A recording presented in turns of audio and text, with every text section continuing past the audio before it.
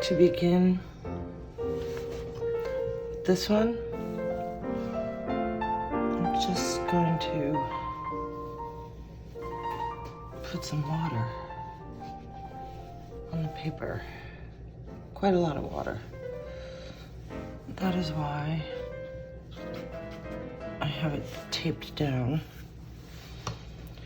I just had a piece of cardboard from a package, just shipping cardboard,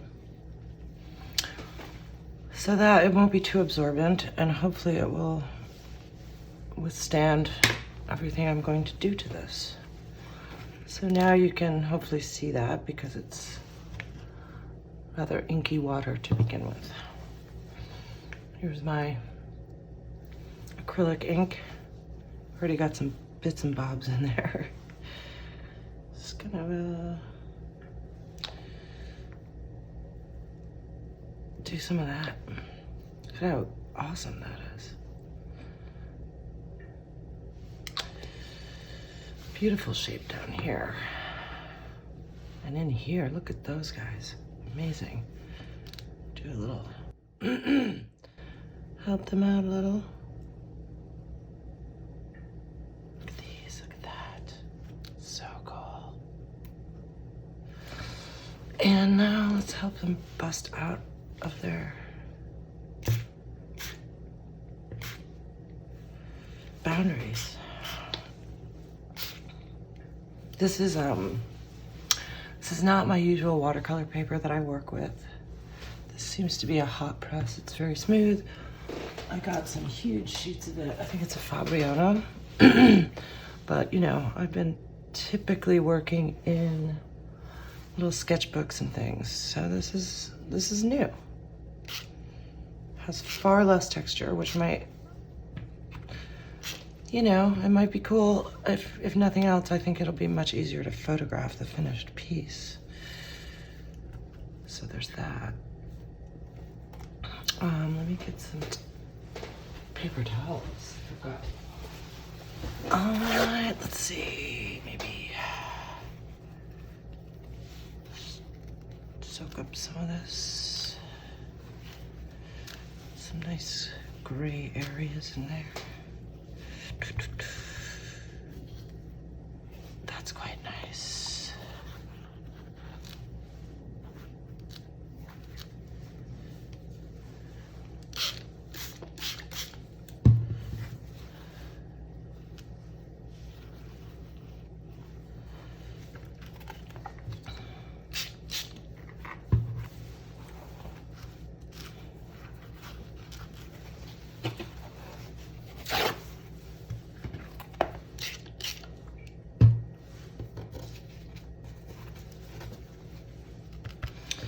Now, of course, this is also different from working in my books because, as you can see, there's tape. So that creates a barrier. It makes the ink do different things, basically, than it would if it had simply a smooth ledge to roll off of. I have to refill this bottle of ink. It's running a little low, but not right now. I'm going to maybe try to drag some of this ink with my dip pen. That's really nice. I really enjoy the contrast of these super fine lines against the chaos of the ink spreading of its own accord. And in some of these areas where it's wet, it kind of bleeds and they become very soft lines. See this ink welling up next to the tape is a whole new challenge. But since this is loose paper, it will buckle up like crazy while I'm dumping all this water on it otherwise. I think the thing to do, ideally, is to leave much more excess paper around my live area and use a board and a staple gun, and then I wouldn't have these issues of the ink welling up there. But that can be an experiment for another day. Not even an experiment. I know that that works. But I don't have a board for that purpose at the moment.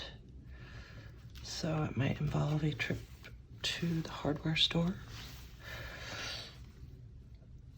I mean, I have this board, this gesso whiteboard on my desk, but it's really thin. Staples will go right through it. So that will be no help to me. All right, I'm going to pause now and let this do some drying. And then I'll be back.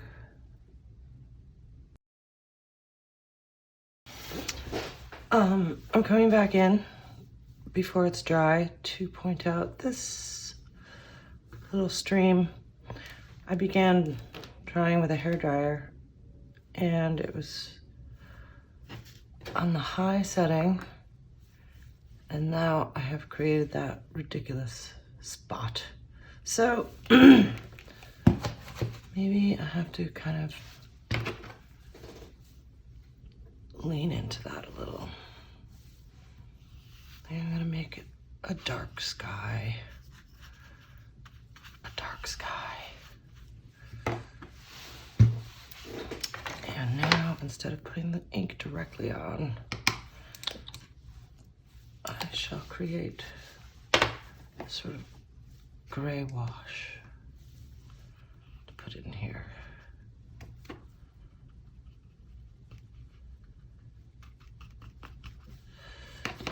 And that's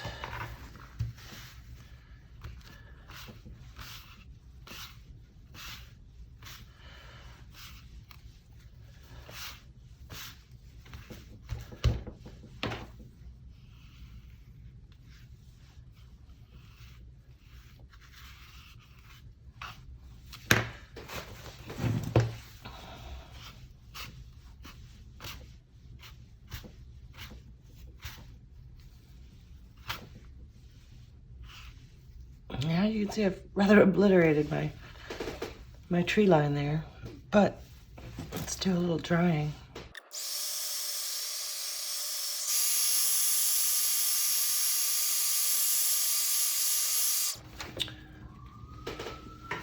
This is really interesting actually, because you can see how every place except where I had ink straight from the dropper, it really lightens up quite a lot.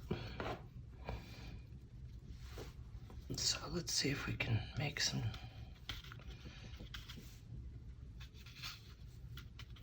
new areas. This is going to be really hard to tell what's going on because now my water is very inky, but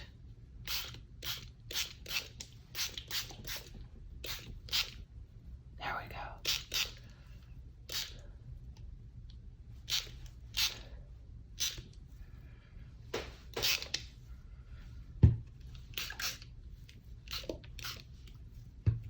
This is looking very wild and thrashy. It's almost looking like water, like waves on the ocean. Right, I think that's looking fairly interesting. It's very, very wet. So now I'm going to actually just let it dry of its own accord and not mess around with the hairdryer. Something to note in this process with the paper taped down, you can see how it pools and wells, and that is going to affect how dense the ink is in different areas. It's going to be densest where there is the most liquid, obviously. But you can see it has already spread quite a bit since I started letting it dry. Try to move the light around so you can see different areas without glare.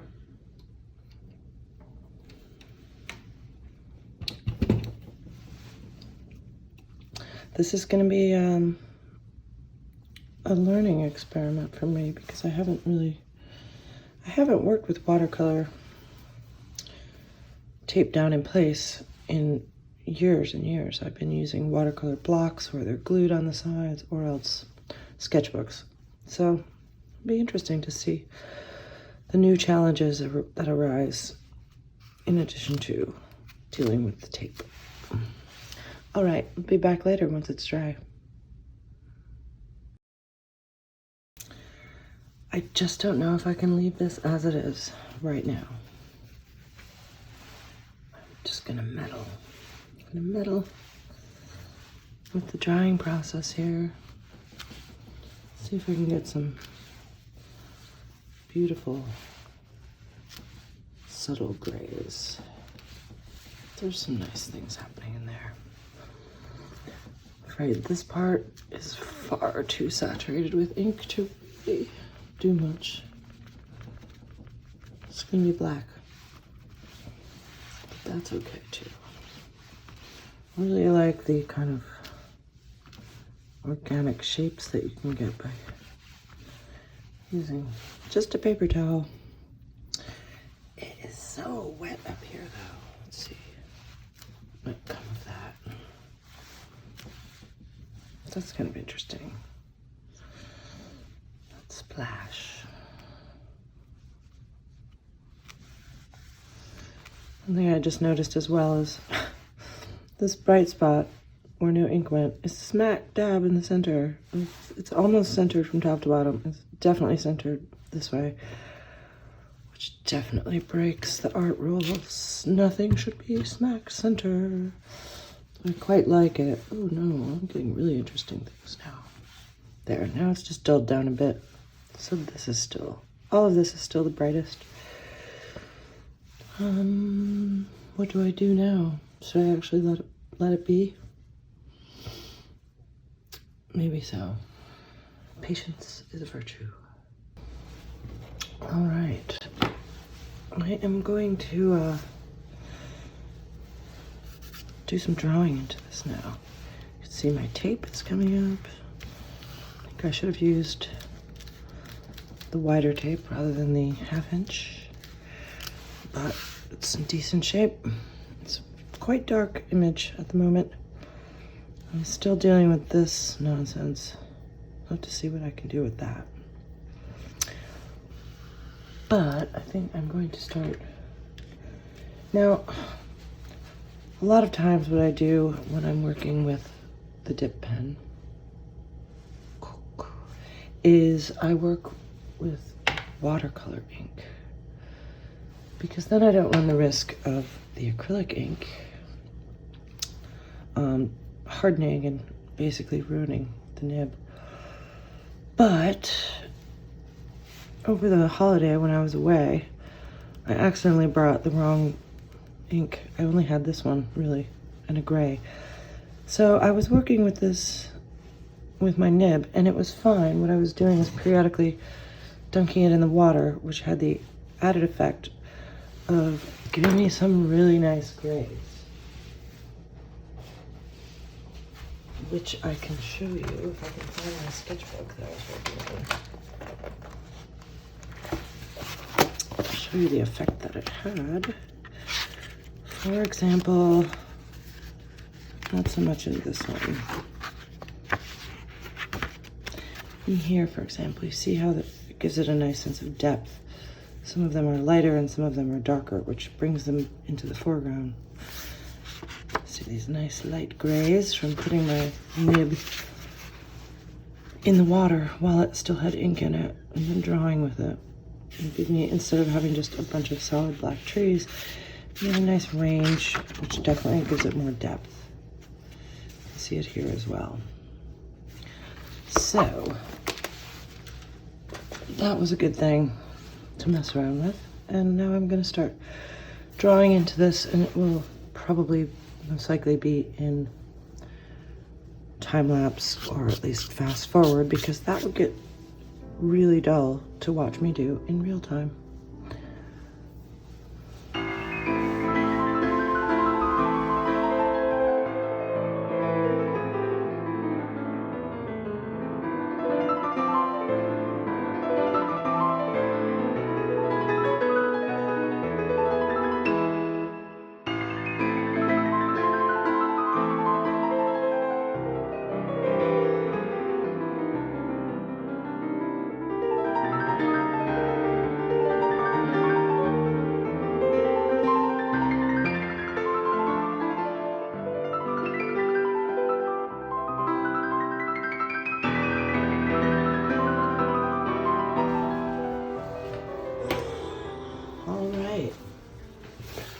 So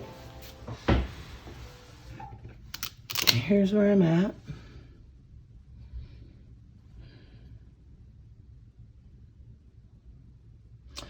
It's looking pretty interesting. It's very dark. This looks kind of more severe on camera than it does in reality, but I am thinking now that this must be a snow scene. So I'm going to get in there with my trusty little Posca pen and make it a snow scene. So I'm gonna go back into time-lapse mode, because once again, this is too boring to watch in real time.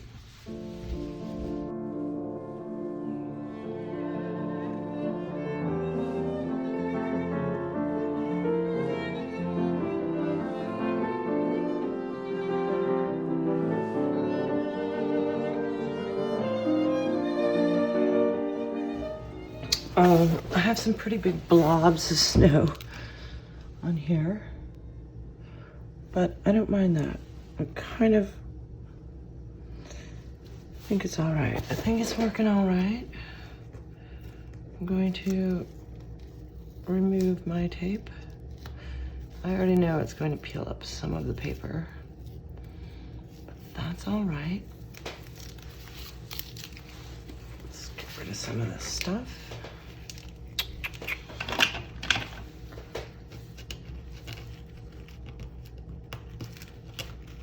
Just to see it without all this noise around the edges.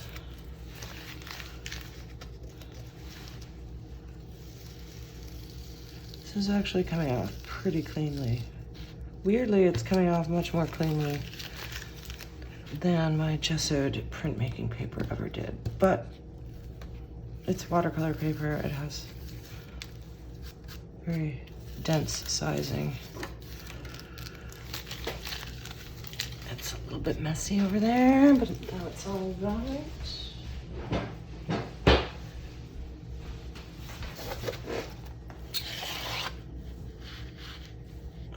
There.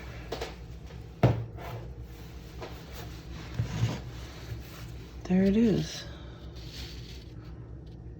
The finished piece. Thanks for watching. I hope that you enjoyed watching the process and learned some things along with me. Maybe next time I will try stapling to a board. Or maybe I'll just leave more edge away from my working area. But it's always, every piece is about learning. And I may have learned that I will prefer to work with cold press watercolor paper rather than the hot press. It seems to let me get more subtle grays. Anyway, thank you.